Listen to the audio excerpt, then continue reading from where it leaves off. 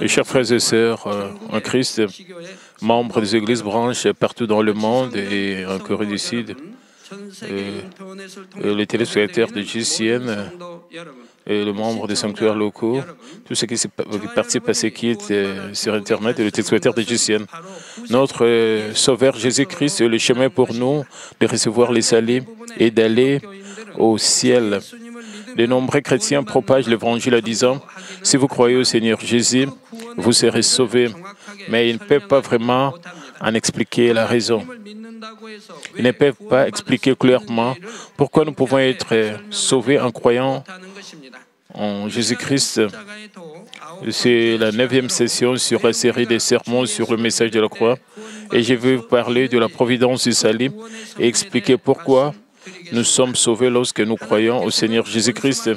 Avant le début, Dieu avait déjà élaboré un plan pour sauver l'humanité qui deviendrait l'esclave de l'ennemi diable et Satan et pour le libérer de la loi du péché et de la mort. Mais jusqu'à ce que le moment soit venu, c'est-à-dire jusqu'à ce que Jésus soit crucifié et ressuscité, Dieu a gardé secret le chemin du salut. 1 Corinthiens 2,7 dit « Nous prêchons la sagesse de Dieu mystérieuse et cachée que Dieu, avant le siècle, avait destinée pour notre gloire. »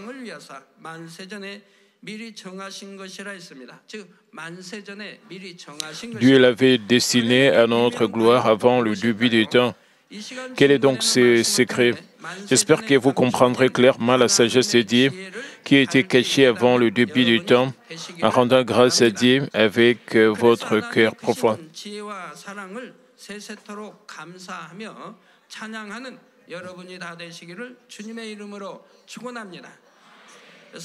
Je pense que vous allez toujours remercier Dieu et aller loin.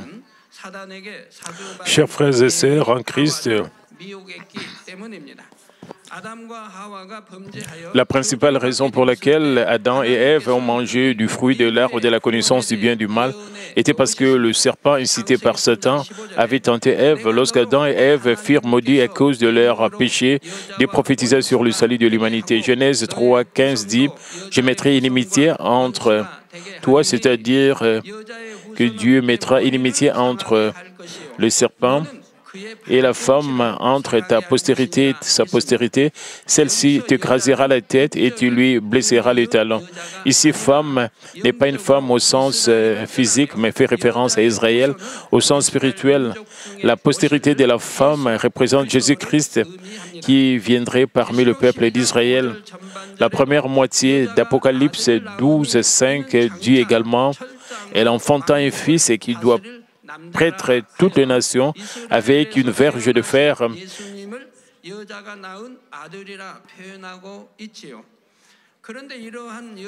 Et son enfant fit enlever vers Dieu et vers son trône. Dieu a dit que la postérité de la femme, à savoir Jésus, écraserait la tête du serpent. Si un serpent est blessé à la tête, c'est une blessure mortelle. Le fait que Jésus ait écrasé la tête du serpent est une prophétie selon laquelle il écrasera l'autorité de l'ennemi diable et Satan qui avait incité le serpent. De plus, Dieu a dit « Et tu, Satan, lui blessera les talons », donc les talons de Jésus. Si les talons de quelqu'un est blessé, et quelqu'un ne peut pas marcher et peut tomber. Et il s'agit d'une prophétie selon laquelle Jésus serait crucifié, cloué aux mains et aux pieds. De même, Dieu a déjà mentionné que Jésus-Christ, qui briserait l'autorité de l'ennemi diable et Satan et sauverait l'humanité, viendrait du milieu du peuple d'Israël et qui serait également crucifié par le plan de l'ennemi diable et Satan. Mais même l'ennemi diable et Satan savait que le Sauveur viendrait à travers Israël et lui enlèverait son autorité. Et il n'essaierait donc pas d'abandonner la puissance d'une manière docile. Il pensait qu'il pourrait avoir l'autorité suprême des airs et contrôler le monde pour toujours s'il pouvait simplement tuer le Sauveur qui allait venir. Ils attendaient la naissance du fils de la femme.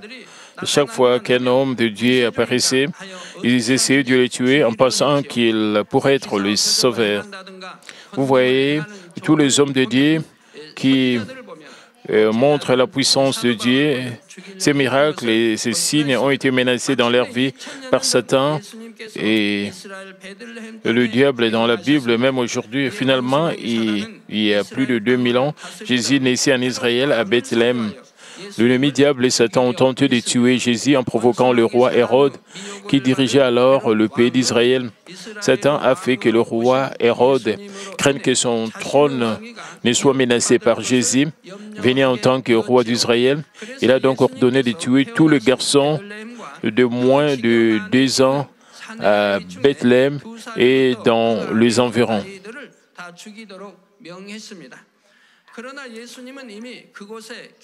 Mais Jésus n'était pas là car un ange de Dieu était apparu en rêve à Joseph et qui était le père généalogique de Jésus, ce qui leur avait permis de s'enfuir en Égypte. Même après cela, l'ennemi diable et Satan ont essayé de tuer Jésus par l'intermédiaire de personnes méchantes. Ceux qui étaient mauvais ont été utilisés comme instruments du mal parce qu'ils ont été tentés par Satan dans leur cœur et leurs pensées mauvaises. Dans son ministère, Jésus n'a fait que de bonnes choses comme guérir le malade et prêcher l'évangile du royaume des cieux. Même à cette époque-là, des hommes méchants comme les pharisiens et les sacrificateurs étaient jaloux de Jésus. Eux le détestaient et essayaient de le tuer en utilisant toutes sortes de stratagèmes. Cependant, lorsque Jésus protégeait Jésus, personne ne pouvait lui faire du mal, peu importe leurs efforts. De plus, Jésus a échappé aux situations dangereuses avec une grande sagesse. Juste quand le moment était venu, selon la providence de Dieu, Jésus a été arrêté par le méchant Jean et brutalement crucifié à mort. Tout, y compris la protection et le fait de laisser Jésus être arrêté, a été fait dans le cadre de la providence de Dieu. Chers frères et sœurs en Christ, l'ennemi diable et Satan considéraient que tout était bien résolu, puisqu'ils crucifièrent le fils de la femme qui allait écraser la tête du serpent. L'autorité donnée leur paraissait éternelle. Cependant, la sagesse de Dieu existait bel et bien. Par la mort de Jésus, l'ennemi diable et Satan a joué par inadvertance dans son propre plan, devenant un outil pour accomplir le dessein de Dieu. Qu'est-ce que cela signifie? L'ennemi, diable et Satan ont tué Jésus uniquement avec le désir sincère et la nécessité de se débarrasser du Sauveur, négligeant la loi du monde spirituel dans Romains 6, 23 qui dicte que le salaire du péché, c'est la mort, et que le châtiment de la mort peut être appliqué uniquement aux pécheurs. En d'autres termes, la peine de mort ne peut pas être infligée à un homme sans péché. Jésus n'avait ni péché originel, ni péché commis par lui-même. Il n'y avait donc aucune raison pour qu'il soit tué. En bref, le Seigneur qui est né du Saint-Esprit n'était donc pas un descendant d'Adam, n'ayant aucun péché originel et il n'a jamais commis de péché au cours de sa vie sur terre. Mais l'ennemi diable a tué Jésus qui était sans péché et par conséquent, le diable a violé la loi spirituelle. En conséquence de cette violation, l'ennemi diable et Satan doivent abandonner leur autorité pour régner sur les hommes et la mort. Jésus a été crucifié, mais comme il n'avait aucun péché, il a pu briser l'autorité de la mort et le ressusciter. Et de plus, ceux qui croient au Seigneur dans leur cœur sont libérés de l'autorité l'autorité de la mort de l'ennemi diable et vont au royaume des cieux. Ainsi, vous tous qui croyez en Jésus, unis à notre Seigneur, même si nous sommes enterrés dans un tombeau, lorsque notre Seigneur reviendra, nous ressusciterons comme des êtres ressuscités, célébrant les noces de Satan avec notre Seigneur dans les airs, et nous profiterons de la vie éternelle. La prophétie de Dieu, celle-ci t'écrasera la tête et tu lui briseras le talon. C'est réalisé avec précision.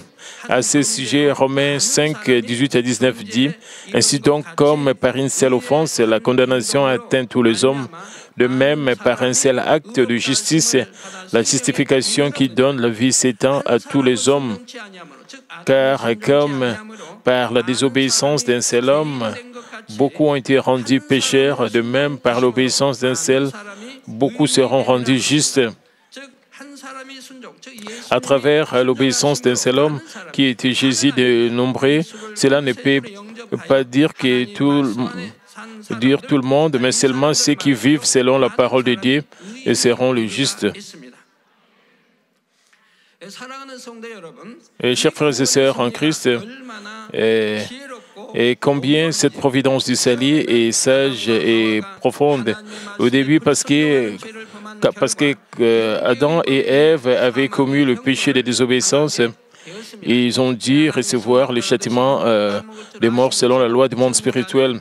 Vous savez déjà pourquoi Dieu a mis le fruit défendu malgré ce qu'il avait prévu et savait que le couple Adam le cueillerait et le mangerait.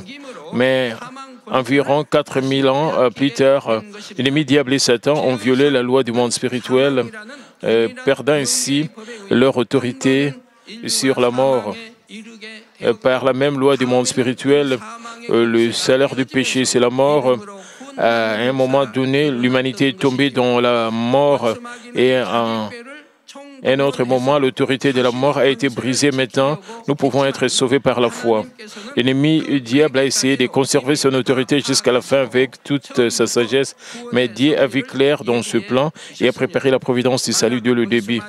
Si l'ennemi diable avait connu cette providence et la croix, il n'aurait pas tué Jésus. Le passage biblique d'aujourd'hui, tiré de 1 Corinthiens 2, 8 à 9, dit « Sagesse qu'aucun des chefs de ce siècle n'a connue, car s'il l'eût connue, il n'aurait pas crucifié le Seigneur de gloire. Mais comme il est écrit, ce sont des choses que l'œil n'a point vues, que l'oreille n'a point entendues, et qui ne sont point montées au cœur de l'homme, des choses que Dieu a préparées pour ceux qu'il aime. » En d'autres termes, cela était caché avant les âges. L'ennemi diable et Satan ont cloué Jésus sur la croix parce qu'ils ne connaissaient pas les secrets de la providence salvatrice que Dieu avait préparée. S'il avait su, la providence du salut n'aurait pas pu s'accomplir. Par conséquent, Dieu a gardé sa providence secrète jusqu'à ce qu'elle s'accomplisse complètement à travers la croix, de peur que l'ennemi diable ne le sache.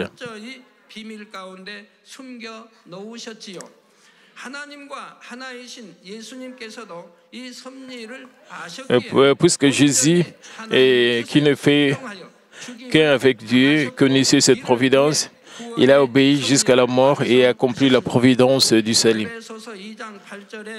Éphésiens 2, 8 dit « Car c'est par la grâce que vous êtes sauvés, par le moyen de la foi, et cela ne vient pas de vous, c'est le don de Dieu. » C'est le don de Dieu que nous puissions être sauvés. Ce n'est pas parce que nous le méritons, ni parce que nous sommes assez intelligents pour être sauvés. Le salut est une grâce de Dieu et cela nous est donné gratuitement. Et Romains 10, 10 dit « Car c'est en croyant du cœur qu'on parvient à la justice et c'est en confessant de la bouche qu'on parvient au salut. » En d'autres termes, il ne s'agit pas de croire sur la base des connaissances acquises, il s'agit de croire avec son cœur. Ainsi, ceux qui croient de tout leur cœur suivent la parole et les commandements de Dieu, vivant dans la lumière. Par conséquent, ils atteignent la justice, Quand Dieu veut qu'ils se débarrassent de quelque chose de mal, ils s'en débarrassent. Quand Dieu leur ordonne de ne pas faire quelque chose, ils s'abstiennent de le faire. Quand il dit de faire quelque chose, ils le font.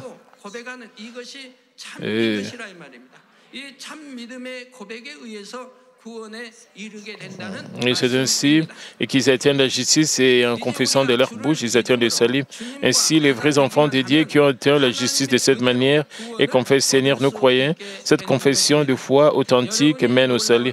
Maintenant, ce n'est que si nous devenons un avec le Seigneur en croyant en lui que nous pouvons recevoir le salut par la grâce de Dieu. Si vous réalisez cette merveilleuse sagesse de Dieu, vous ne pouvez que vous exclamer oui, ceci est la providence de recevoir le salut par la foi.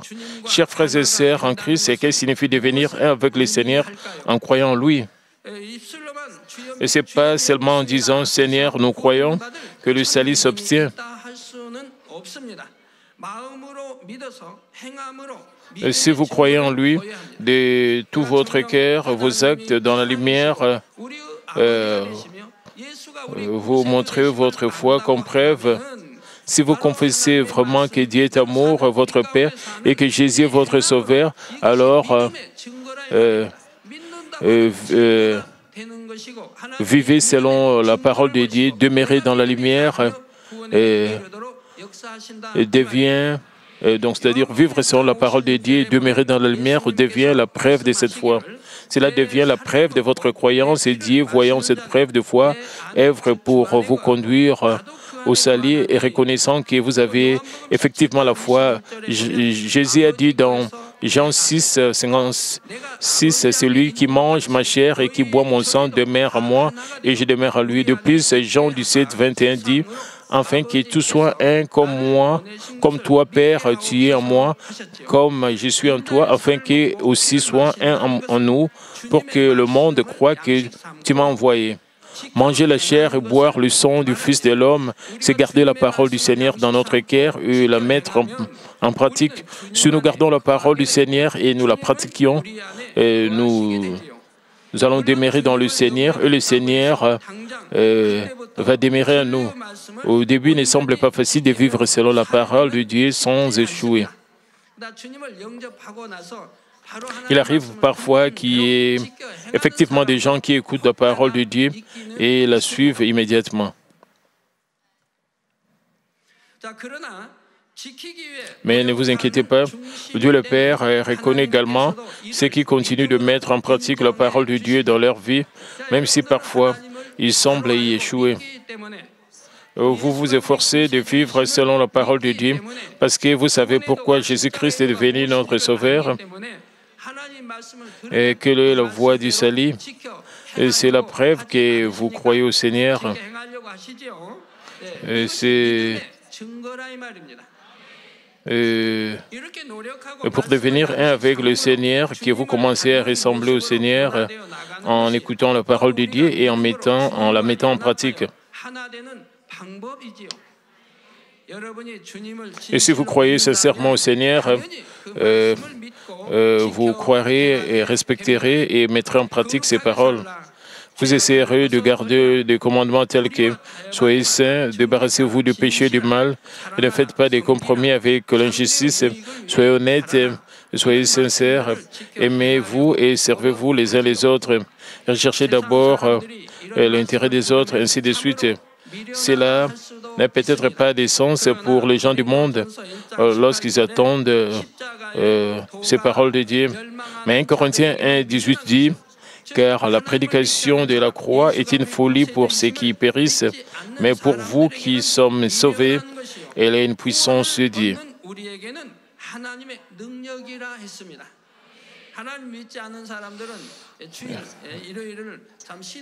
En d'autres termes, les paroles de Dieu paraissent ridicules aux incroyants. Les non-croyants, les gens du monde profitent de leurs propres vacances, vont à la pêche, jouent au golf et font de la randonnée avec leur famille, tandis que les croyants, les chrétiens, se contentent d'adorer Dieu le dimanche. Du point de vue des non-croyants, la vie des croyants semble ennuyeuse et juste simple. Cependant, il n'y a pas d'autre moyen de recevoir le salut que celui-ci. La vie qui semble trop simple, même si elle est trop dure, est une joie pour les croyants et qui ont la vraie foi. Et c'est pourquoi le chemin des chrétiens est appelé le chemin étroit.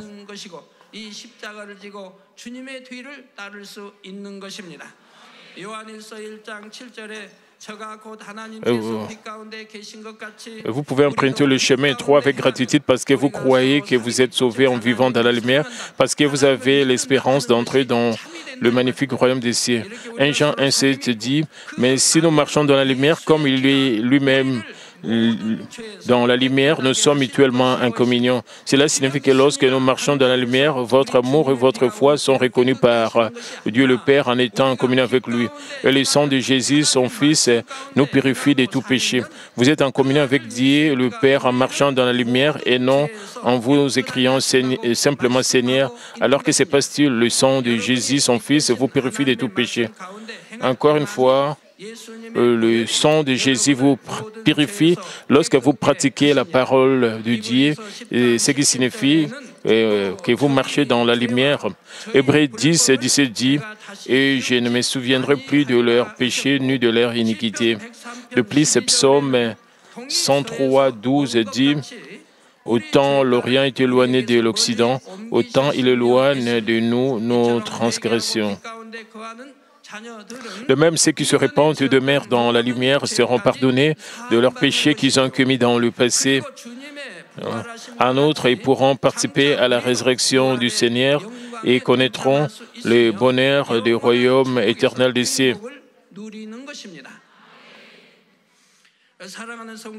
Et chers frères et sœurs en Christ, je crois maintenant que vous comprenez clairement comment être sauvé en croyant au Seigneur, n'est-ce pas? Mais ici, il y a encore une chose importante dont vous devez vous souvenir. Et c'est qu'il y a une grande différence entre le nom Jésus et Jésus-Christ. De nombreuses églises prient encore au nom de Jésus sans connaître la différence. Cependant, je vous exhorte à prier au nom de Jésus-Christ. Matthieu 1, 21 dit, « Elle enfantera un fils et tu lui donneras le nom de Jésus, et c'est lui qui sauvera son peuple de ses péchés. » En d'autres termes, Jésus signifie « Il sauvera les gens à l'avenir ». Le nom de Jésus signifie qu'il n'est pas encore le sauveur, il sera le sauveur de pécheurs. Il versera son sang dans le futur. Cependant, le Christ signifie loin et fait référence à celui qui a obtenu la qualification de sauveur. En grec, c'est Christ et en hébreu, c'est Messie. Ou bien nous disons le Seigneur est sauveur ou Seigneur. Par conséquent, lorsque nous disons le Seigneur Jésus ou Jésus-Christ, cela signifie qu'il a déjà sauvé son peuple de ses péchés.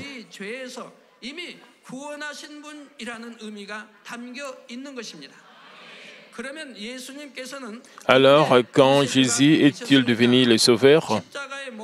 C'est lorsqu'il a brisé l'autorité de la mort et ressuscité le troisième jour après avoir été crucifié. Par conséquent, le titre Jésus est utilisé pour le moment où il n'avait pas encore pris la croix. Et pour faire référence au temps après sa résurrection, nous devons dire Jésus-Christ au Seigneur Jésus-Christ, le Seigneur Jésus-Christ et Jésus-Christ sont identiques en ce sens. C'est pourquoi lorsque les disciples et les apôtres priaient ou prêchaient l'Évangile après la résurrection du Seigneur, ils ne se contentaient pas de dire Jésus, mais ils ajoutaient Seigneur ou Christ. Par exemple, dans Actes 3, 6, lorsque Pierre et Jean ont guéri le boiteux à la porte appelée la Belle, ils ont dit Alors Pierre lui dit, je n'ai ni argent ni or, mais ce que j'ai, je te les donne au nom de Jésus-Christ et Nazareth, lève-toi et marche. Il n'a pas dit au nom de Jésus, marchez, mais au nom de Jésus-Christ et Nazareth, lève-toi et marche. Éphésiens 5, 20 dit également, rendez continuellement grâce pour toutes choses à Dieu le Père au nom de notre Seigneur Jésus-Christ.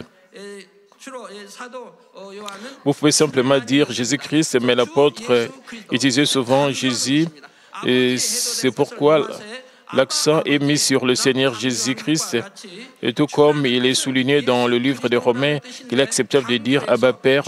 Le sens du Seigneur signifie Jésus-Christ, et nous pouvons voir qu'il a prié ainsi au nom du Seigneur Jésus-Christ.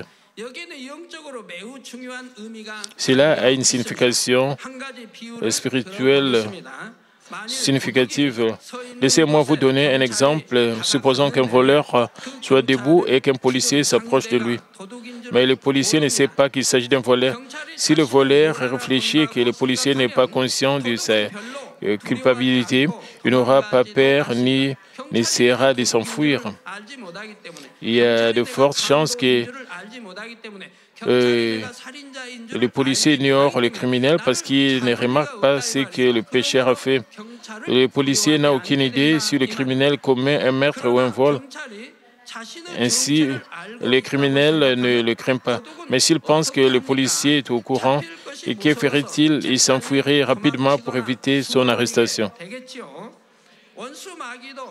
C'est la même chose avec l'ennemi diable. Si vous priez au nom de Jésus-Christ, en connaissant exactement la providence du salut, vous pouvez avoir une puissance de prière complètement différente de celle de simplement prier au nom de Jésus, même pour les choses qui ne sont pas possibles pour vous seuls, parce que vous confessez prier avec la foi, que cela est possible en Jésus-Christ le Sauveur, votre prière sera plus puissante. Lorsque vous chassez le mauvais esprit, vous commandez au nom du Seigneur de la victoire. Et sachant que Jésus-Christ a déjà brisé l'autorité de l'ennemi diable et Satan sur la mort, ainsi les mauvais esprits s'en vont en tremblant. J'espère que vous en êtes sûrs et que vous priez au nom de Jésus-Christ ou du Seigneur Jésus-Christ, pas seulement au nom de Jésus.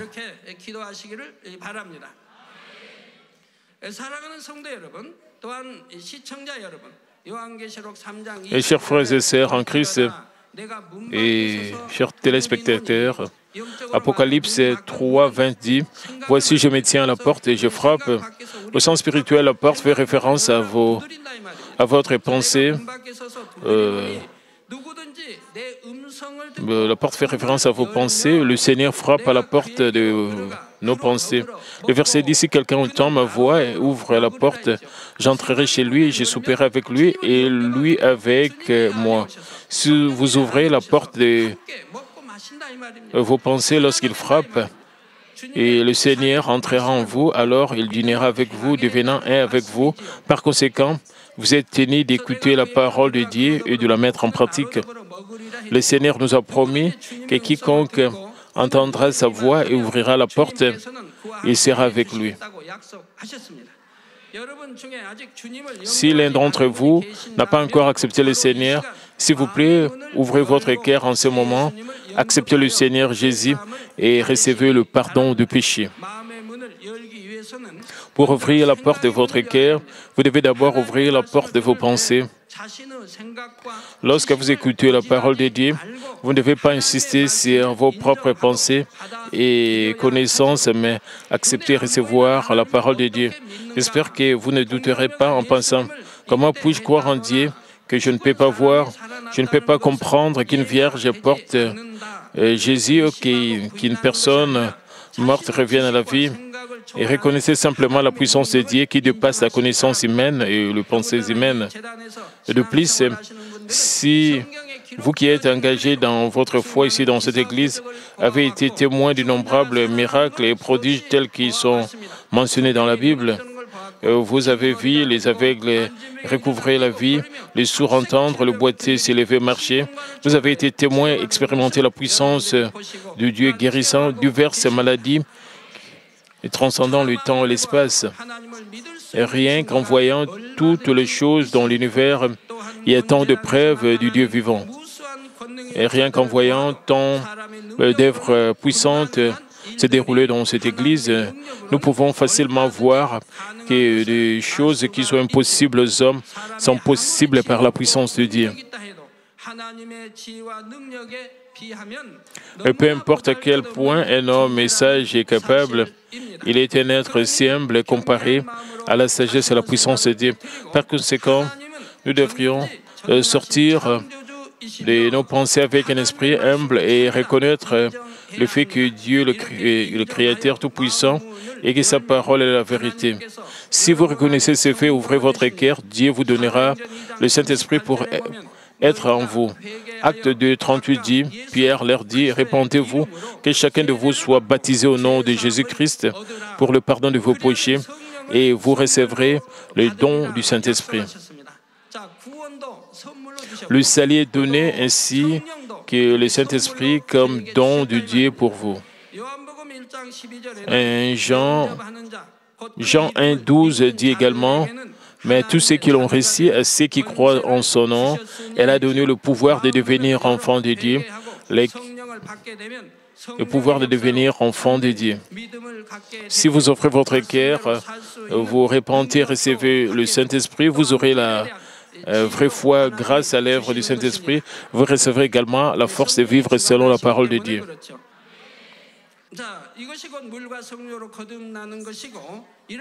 Vous pouvez également réaliser ce qui se passera dans le futur sous la direction du Saint-Esprit. Il s'agit de naître de nouveau par l'eau et le Saint-Esprit, et ceux qui sont nés de nouveau deviennent des enfants de Dieu. Dieu les appellera mes fils et mes filles, et nous pourrons appeler Dieu Père. De plus, les noms des enfants de Dieu seront inscrits dans le livre de vie au ciel, et ils obtiendront la citoyenneté du royaume des cieux. Et juste comme il y a une loi à respecter dans ce monde, les citoyens du royaume des cieux doivent suivre la loi du royaume des cieux.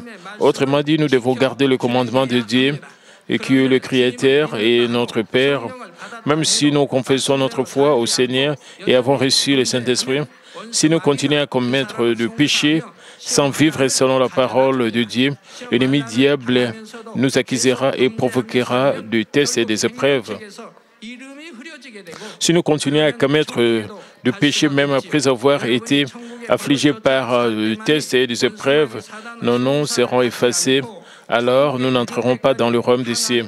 Ce n'est que lorsque vous vivrez, vous suivrez la loi du royaume des cieux, que vous ne serez pas accusés par l'ennemi, diable et Satan, et que vous resterez sous la protection et la bénédiction de Dieu jusqu'à ce que vous atteigniez le royaume des cieux.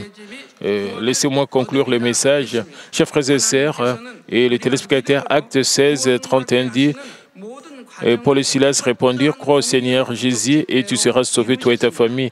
Il a accompli tout le processus pour nous donner le salut à travers notre foi, selon les règles strictes de justice. Et la providence du salut s'est accomplie par la grâce de Dieu et l'amour du Seigneur en secret, sans que personne ne le sache. Pouvez-vous imaginer à quel point l'ennemi diable et Satan et ses forces ont dû se lamenter lorsqu'ils ont réalisé qu'ils ne connaissaient pas ces secrets et qu'au lieu de cela, ils ont perdu leur puissance sur la mort après avoir crucifié Jésus. Mais cela ne signifie pas que l'ennemi diable a simplement abandonné et a laissé les hommes recevoir le salut. Maintenant, ils ont changé leur stratégie pour faire douter les gens, afin qu'ils n'acceptent pas les sauveurs, et pour les tester, afin qu'ils ne mènent pas une bonne vie dans la foi, afin d'entraîner l'humanité dans la destruction avec eux-mêmes. Aux non-croyants, ils travaillent à travers leurs pensées et mettent des doutes tels que la création n'est pas scientifique, je n'arrive pas à y croire. Comment un mort peut-il revenir à la vie? Comment pouvons-nous être sauvés simplement en croyant en Jésus et qui a été pendu sur une croix? Cela induit Également en erreur, ceux qui ont déjà accepté le Seigneur, cela murmure des tentations telles que invoquez le Seigneur, invoquez simplement le Seigneur, et même si vous commettez des péchés comme les gens du monde, vous serez sauvés. Mais 1 Corinthiens 1,21 dit, car puisque le monde avec sa sagesse n'a point connu Dieu dans la sagesse de Dieu, il a plu à Dieu de sauver les croyants par la folie de la prédication.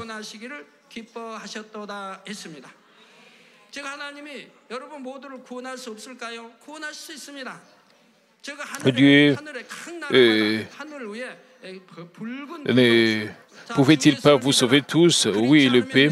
Imaginez que dans le ciel au-dessus de chaque nation, il y ait une inscription en feu rouge qui dit « Crois en Jésus, sinon tu ne seras pas sauvé ». Il y a le ciel et l'enfer. Dieu le Créateur existe. Si vous ne l'acceptez pas, vous finirez en enfer. Il y a le jugement. Je viendrai te reprendre. Écrit avec un feu rouge dans le ciel. Dans ces cas, les gens accepteraient Jésus-Christ par Père. Cependant, ce n'est pas la volonté de Dieu. Forcer les gens à atteindre le salut n'est pas l'intention de Dieu. Ils recherchent ceux qui ouvrent volontairement la porte de leur cœur pour recevoir Jésus comme leur sauveur et aimer Dieu d'un cœur sincère. C'est parce qu'ils désirent de vrais enfants, pas ceux qui croient en Dieu par contrainte. C'est son désir de trouver ceux qui ouvrent volontairement la porte de leur cœur, acceptent Jésus et mènent une véritable vie, des fois grâce à des méthodes d'évangélisation apparemment insensées mais efficaces. Peu importe à quel point l'ennemi, diable et Satan essaient de gêner et de tenter les gens, Dieu recherche ceux qui sont bons et leur permet d'entendre l'Évangile. Ainsi, jusqu'aujourd'hui, de nombreuses personnes ont reçu le salut avec foi. J'espère que vous qui écoutez ce message croirez en Jésus-Christ qui nous a sauvés avec son amour incroyable et l'accepterez comme votre sauveur personnel. J'ai pris au nom du Seigneur que vous participiez à la gloire de la résurrection avec le Seigneur ressuscité, afin que vous jouissiez du bonheur dans le royaume éternel des cieux. Prions tous concernant ces messages. Père éternel, merci encore pour ce message très important. Permet que nous puissions réaliser, Père, ce message important de la croix, que nous puissions réaliser pourquoi Jésus-Christ est mort pour nous. Père, permet que nous puissions comprendre que nous devons accepter Jésus-Christ comme notre Sauveur dans notre vie et que nous devons vivre selon la parole de Dieu. Nous devons vivre dans la lumière, dans la vérité, pour que nous puissions, Père, te plaire, Père. Aide-nous toujours avec l'œil du Saint-Esprit à te glorifier, à aussi évangéliser, à gagner aussi d'autres âmes dans le monde. Père, permets que nous puissions élargir ton royaume, Père. Change-nous complètement avec l'œil du Saint-Esprit. Permets que nous puissions vraiment mener une vie de sanctification, que nous puissions laver nos robes chaque jour, Père. Permets que nous puissions vraiment nous débarrasser de tout ce qui est mondain. Permets que nous puissions te plaire, te louer, que nous puissions tout faire, Père, pour ta gloire. Aide-nous à marcher ainsi et pour seulement te glorifier, notre Seigneur Jésus-Christ. Père, merci pour toutes choses. Merci, Père. Aide-nous toujours dans notre vie, que nous puissions vraiment aller au ciel, Père. Nous ne voulons pas aller en enfer qui est un lieu effroyable, Père. Merci pour toutes choses. J'espère au nom de Seigneur Jésus-Christ. Amen. Maintenant, nous allons recevoir la prière du pasteur principal pour les malades. Posez vos mains sur vos parties malades. Si vous n'êtes pas malade, posez votre main sur votre cœur pour le désir de votre foi et recevez cette prière avec foi. Alléluia, Dieu Tout-Puissant, Dieu d'amour. Et s'il te plaît, pose ta main sur tout le croyant qui reçoit cette prière maintenant. Et montre tes œuvres et transcendant le temps et l'espace, sur tout ce qui reçoit cette prière, sur GCN, Internet, via satellite, dans les églises branches et sanctuaires locaux, et sur tous les enfants de Dieu à travers le monde. Donne-leur la foi de croire du fond de leur cœur, chasse tout ce qui est pensée négative et doute, et chasse tout ce qui est test et épreuve. Du pied jusqu'à la tête, les parties internes, les jointures, le tissu, le cellule, et quel que soit le parti malade, consume-les avec le feu du Saint-Esprit et avec la lumière originelle. Au nom de Jésus-Christ, j'ordonne à l'ennemi diable et Satan toutes sortes de maladies, germes, virus, infirmités, quittez-les, que la lumière brille. S'il te plaît, consume toutes leurs maladies en phase terminale, maladies incurables avec le feu du Saint-Esprit. Il chasse tout ce qui est maladie endémique, y compris la malaria et toutes les maladies contagieuses telles que le rhume, la grippe et la fièvre. Quittez-les. Protégez de toutes sortes de germes et de virus. Guéris-les tout ce qui est cancer d'estomac, de poumons, des seins, d'intestin, sida, leucémie, apoplexie cérébrale, hypertension, hypotension, diabète, problèmes de thyroïde, problèmes de cœur, problèmes de poumons, maladies des femmes et toutes sortes d'inflammations. Quittez-les. Guéris-les tout ce qui est polio, AVC, arthrite, hernie discale, douleurs dorsales, maux de tête, névralgie et toutes sortes de douleurs puissent disparaître. Épilepsie, autisme, dépression, névrose et autres maladies mentales, quittez-les. Toutes sortes de paralysies soient guéries, que le paralytique se lève et marche, que leurs yeux puissent bien voir, que les oreilles puissent bien entendre, que les aveugles voient, que les muets parlent, que les sourds entendent. Guéris-les et tout ce qui est effet secondaire de toutes sortes d'accidents et guéris leurs os fracturés. Et restaure tout ce qui est brûlure et permet que la tension des chaleurs puisse disparaître. Père, permet qu'il n'y ait pas de cicatrices qui restent et soient purifiés de toute dépendance à la drogue, à l'empoisonnement et aux mauvaises substances. Que les tissus morts, si les morts soient régénérés, ramène des morts à la vie. Et donne à tes enfants la bénédiction de la conception. Recevez la bénédiction de la conception. Au nom de Jésus-Christ, j'ordonne à l'ennemi diable et Satan, le principauté de la puissance de l'air et la mauvaise force dans leur lieu céleste et l'air serviteur, quittez-les. Tout ce qui est esprit impur, esprit faux et trompeur, toute force, tout esprit de séparation, toute force de ténèbres, quittez-les. Tout ce qui est chaîne de messages, brisez-les. Ténèbres, quittez-les, que la lumière brille, perdez. Donne à tes enfants la force de se crier dans la prière et la puissance de rejeter le péché pour devenir sanctifiés. Comme leur âme prospère, permet que tout marche très bien et que leur famille soit évangélisée. Protège-les de toutes sortes d'accidents et de désastres tout au long de cette semaine et bénis-les pour qu'ils puissent mener une vie prospère sans aucun problème. Avec le fer don du Saint-Esprit, l'armée céleste et les anges, avec tes yeux enflammés, protège tous tes enfants, leurs familles, leurs lieux de travail et leurs affaires. S'il te plaît, donne aux étudiants la sagesse et l'intelligence et donne-leur la ferveur et l'enthousiasme de bien étudier. S'il te plaît, qui ne permet pas qu'ils gardent et qu'ils perdent leur cœur dans les choses mondaines. Père, permet que tes enfants puissent t'aimer avec plus de ferveur dans tout ce qu'ils feront, dans tout ce qu'ils vont manger, boire, et permet qu'ils puissent se glorifier, qu'ils soient capables de témoigner au sujet des dieux vivants en disant « J'ai rencontré, expérimenté Dieu, et j'ai reçu ses réponses et ses bénédictions. » Père Dieu, merci, sois glorifié toi seul. Au nom de notre Seigneur Jésus-Christ, j'ai ainsi prié. Amen.